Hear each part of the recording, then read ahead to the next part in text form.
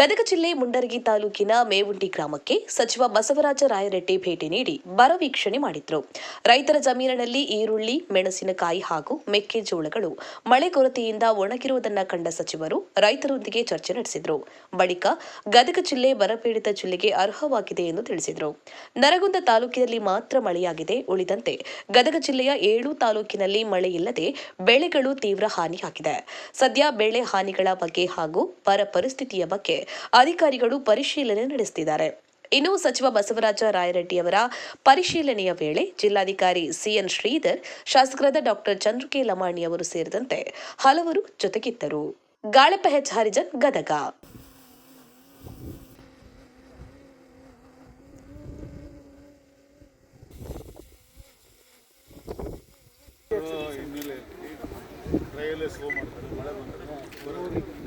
ಒಟ್ಟು ಸೀಸನ್ ಮುಗಿಯೋಕೆ ಇನ್ನು ಅರ್ಧ ದಿವಸ ಇದ್ದು ಅಷ್ಟೇ ಅಂತ ನಾನು ಹೇಳೋದು.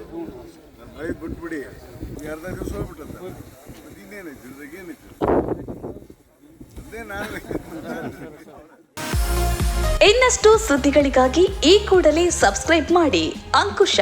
ಇದು ಜನಪರ ಧ್ವನಿ.